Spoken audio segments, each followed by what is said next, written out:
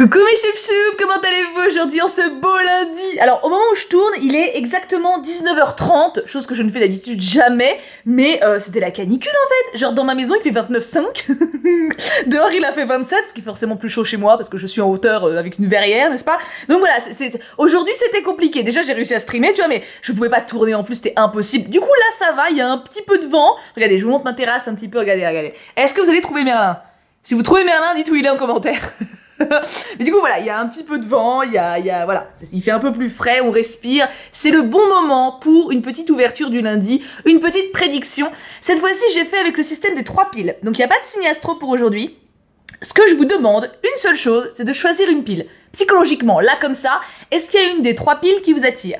Pile de gauche, pile du milieu ou pile de droite? Sur chacune des piles, il y a 3 cartes. La carte du haut symbolise l'amour, la carte du milieu symbolise le travail, et la carte de fin symbolise la famille, l'amitié, en gros les relations proches, quoi, tu vois, à part l'amour, parce que l'amour c'est le cucu, donc c'est un peu différent, on ne couche pas avec sa famille, je rappelle. Du coup, est-ce que vous êtes prêt pile de gauche? Vous avez bien choisi, attention, ne triche pas, mettez déjà en commentaire, au pire, et vous éditerez comme ça votre commentaire quand vous aurez fini votre pile, vous pourrez dire si ça colle ou pas, vos espérances, j'adore voir vos commentaires le lundi, j'adore tous les jours, mais le lundi c'est spécial. Team silencieuse, je compte sur vous. Alors, pile de gauche, attention, qu'est-ce qui nous attend pour la pile de gauche?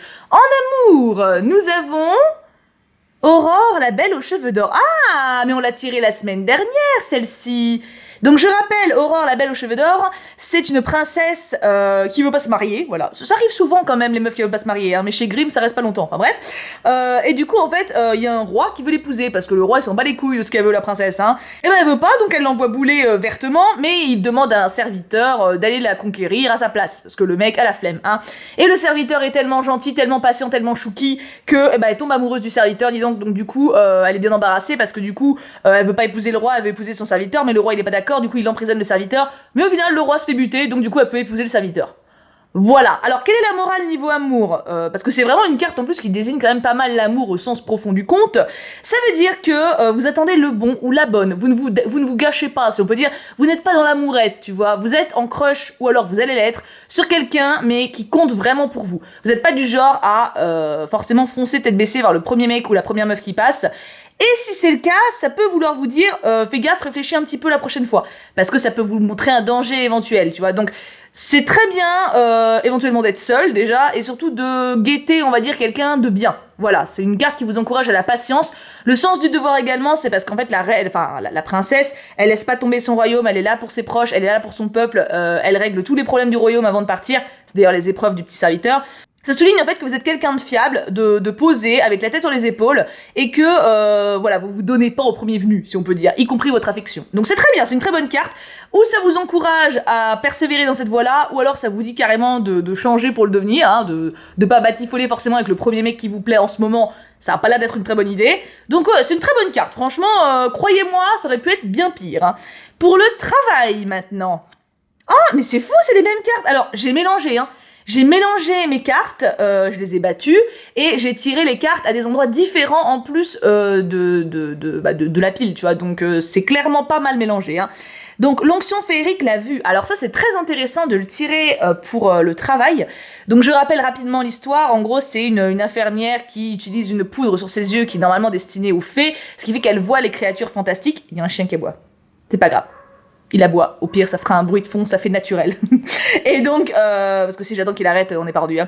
Et donc, du coup, en fait, cette femme outrepasse, on va dire, ses besoins en faisant ça. Et surtout, en fait, elle le dit après au gars qui possédait la poudre. Ce qui fait que pour la punir, il la rend aveugle d'un œil. Celui où elle a utilisé la poudre dessus. Donc, c'est une carte qui dit que vous avez des capacités spéciales, que vous avez des dons, que vous êtes balèze dans un domaine, mais qu'il faut faire attention à qui vous le montrez ou à qui vous le dites, puisque ça peut avoir des répercussions négatives. Éventuellement, genre un collègue ou un camarade de classe, tu vois, mais en gros, ne pas forcément montrer vos facilités ou vos compétences à des personnes qui pourraient s'en servir contre vous ou qui pourraient retourner ça contre vous. Donc c'est une carte voilà, qui met en avant vos capacités, vous êtes balèze, mais qui vous met également en garde, faites gaffe quoi, voilà. Ou parlez pas trop, en gros faites gaffe à qui vous causez cette semaine, hein, j'ai l'impression pile de gauche. Et enfin, la famille, les potes, tout ça, qu'est-ce qui se passe?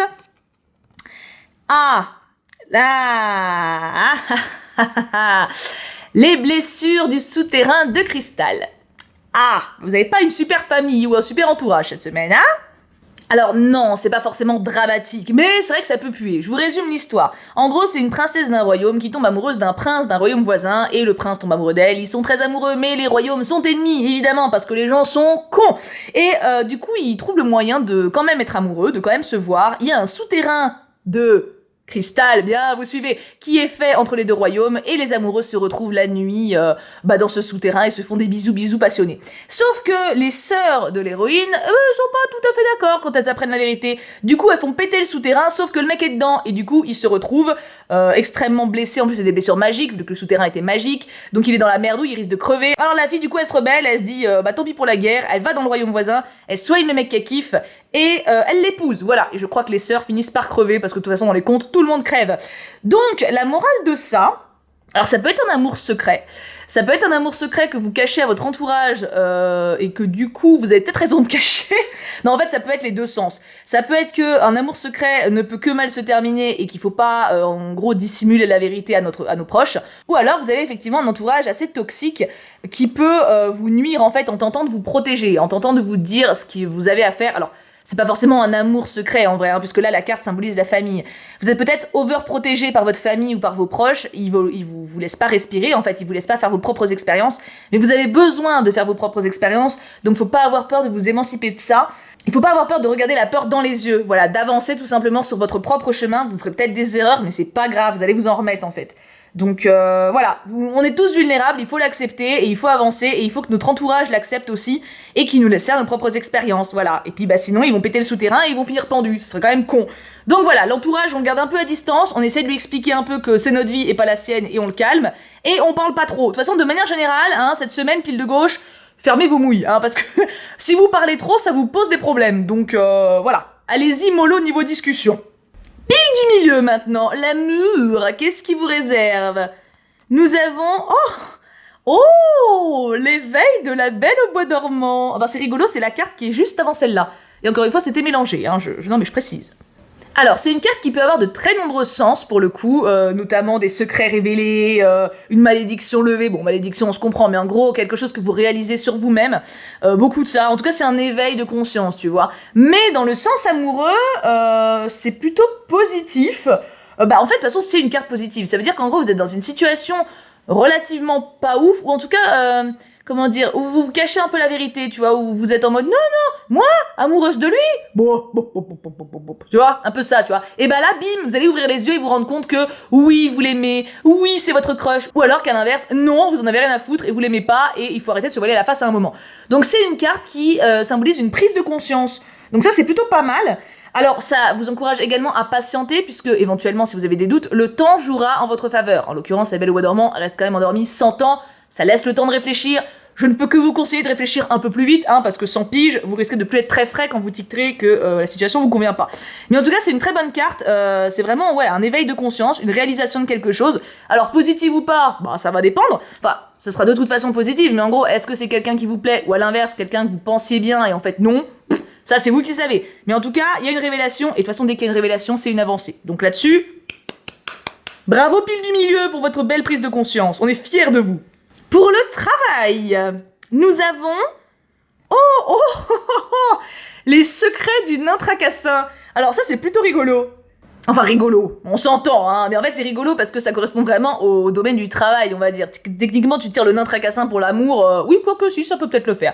Du coup, alors, on n'a jamais tiré cette carte entre nous, je crois que j'ai d'ailleurs jamais tiré cette carte tout court, c'est donc une première fois. Clap, clap, pile du milieu. Le nain tracassin, je résume l'histoire en vraiment très schématique, en sachant qu'il y a plein de versions.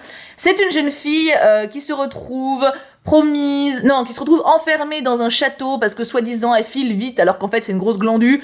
Et elle rencontre le nain tracassin dans le château qui lui propose un marché. Il file tout ce qu'elle doit filer et en échange, il doit l'épouser. Je crois que c'est ça, hein. Et alors que, elle, à la base, elle devait épouser le roi si jamais elle y arrivait. Enfin, un truc comme ça, je sais plus, un truc chelou, tu vois. Et du coup, évidemment, elle accepte, hein, parce que, voilà, elle a pas trop le choix. De toute façon, sinon elle est condamnée à mort, parce que comme d'habitude, dans les contes, on est condamné à mort si on n'y arrive pas à quelque chose, hein. Et le nain, du coup, l'aide, et à la fin, elle veut absolument pas l'épouser, c'est hors de question. Et du coup, il dit, écoute, très bien, je t'épouse pas si tu trouves mon vrai nom. T'as droit à 3 essais. Donc bah elle est un peu coincée parce que bah elle sait pas, tu vois. Et au final elle reçoit l'aide de je sais plus quelle bestiole, elle trouve son nom, elle épouse le roi, elle est riche, blindée de thunes et en plus c'est une feignasse. Voilà, niveau moral c'est pas dingue. Par contre, niveau travail, c'est extrêmement intéressant. Ça peut vouloir dire que vous êtes submergé par une tâche qui vous semble impossible. Ça peut également dire que de toute façon il ne faut pas mentir. Il faut pas faire des promesses que vous ne pouvez pas tenir puisque vous risquez de vous retrouver dans des engagements qui vont vous mettre dans la mouise, clairement, parce que le nain tracassin, il a quand même voulu l'épouser de force, etc. Donc ne vous promettez pas des choses que vous ne pouvez pas tenir. Si vous avez quelqu'un qui vous met trop de pression, réalisez-le et essayez d'arranger la situation, mais n'y cédez pas. Il y a également le fait, qui est pour le coup très intéressant psychologiquement parlant, de connaître le vrai nom de quelqu'un qui nous confère un certain pouvoir sur lui. C'est-à-dire que moi je le vois plutôt, parce que dans le conte, du coup, il faut connaître le nom du nain pour en être débarrassé. Mais nous, en l'occurrence, on n'a pas de nain maléfique autour de nous. Par contre, quand tu mets le doigt sur quelque chose qui ne va pas, quand tu arrives à le nommer, t'arrives à avancer dans ta vie. Ça peut vous dire que au travail, encore une fois, dans votre établissement scolaire, ou en fonction d'où vous êtes, il y a quelque chose qui vous met mal, vous n'êtes pas à l'aise, eh ben, ciblez-le, nommez-le, et vous réussirez à surmonter le problème. Donc je trouve que c'est une carte extrêmement intéressante à tirer au niveau du travail. C'est vraiment plus intéressant pour moi, c'est le domaine le plus intéressant où on peut la sortir. Donc bon courage, et lâchez rien surtout. Au niveau de la famille ou des poteaux, qu'est-ce qui se passe? L'avidité, ce qu'il advient quand on cueille des fleurs. Ah, c'est pas ouf. Ah ben la pile du milieu, ils ont un petit peu de mal, hein. Alors c'est assez intéressant, c'est même très intéressant de tirer cette carte en complément de celle d'avant, je dois dire. En gros, ce conte-là, c'est une femme qui a 3 filles. Les 3 filles vont tour à tour chercher de l'eau au ruisseau. Et à chaque fois, elles cueillent des fleurs qui ne leur appartiennent pas, en fait. Et du coup, elles disparaissent. Voilà, elles s'évaporent. Donc l'aînée, la cadette, celle du milieu, enfin tout le monde, les 3 gamines. Et c'est le frère qui va au final les aider. Il triomphe de certaines étapes et il s'en sort, tu vois. Du coup, il sauve tout le monde est heureux, ils ont de la thune. Enfin voilà, la morale des contes est pas toujours, pas toujours parfaite. Hein. Alors, ce qui est très intéressant là-dedans, bon déjà ne pas vouloir forcément des choses qu'on ne possède pas. C'est pas forcément le moment d'avoir les dents longues, on va dire, et de demander des choses inatteignables ou d'avoir des objectifs dingues. Contentez-vous de ce que vous avez et surtout demandez-vous ce dont vous avez besoin pour être heureux. N'essayez pas forcément d'avoir des choses qui ne vous sont pas nécessaires. Le bonheur n'est pas forcément loin, si vous voulez. Et un truc qui est très intéressant aussi, c'est qu'il y a toujours une solution et vous la trouverez. En gros, le frère, quand il va aider les sisters, à chaque fois, il y a des embûches, à chaque fois, il les surmonte. Et c'est pas mal un message symbolique par rapport à ça. Il y a aussi une forte importance du chiffre 3. Bon, ça, je sais pas ce qu'on peut vraiment en faire. Ça peut peut-être vous parler, donc au cas où je le dis, mais c'est quand même quelque chose qui ressort beaucoup avec ce conte-là. Il y a beaucoup les 3, voilà, il y a 3 sœurs, il y a 3 épreuves, enfin voilà, il y a beaucoup de 3 là-dedans. Donc il y a vraiment un côté besoin satisfait, tu vois, mais besoin simple en fait. Un besoin de retour aux sources et de compter également sur son entourage. Et de toute façon, une solution sera trouvée, adaptée au problème. Et je trouve que c'est quand même vachement rassurant par rapport à la carte d'avant.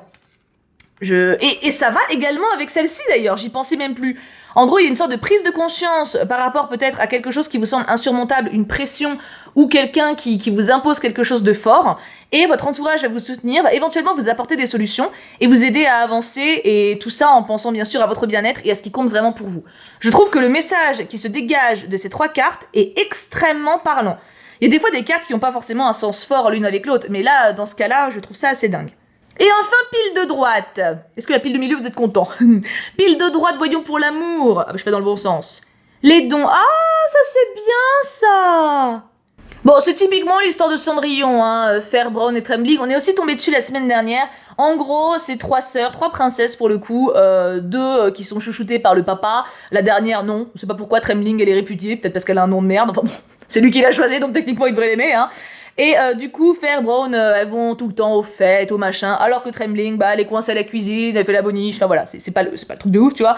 Mais elle se prend en main, elle se bouge le cucu, et elle va aussi au bal, en fait, à un moment. Elle rencontre un prince, et elle vit très heureuse. Alors, t'as quand même une marraine fée, parce que les marraines fées à l'époque, c'était comme ça que t'allais dans le monde, hein. Mais c'est un conte qui encourage à se prendre en main, en fait, à avancer.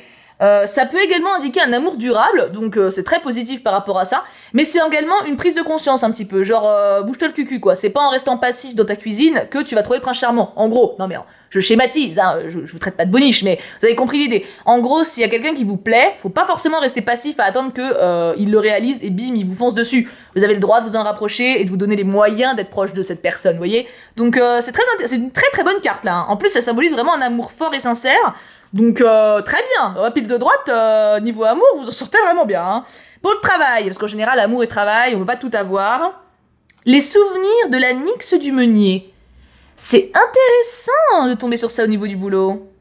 Je me demande si vous rejoignez pas un petit peu la pile du milieu. En même temps, c'est pas étonnant qu'il y ait beaucoup de pression en ce moment au niveau du taf, mais quand même.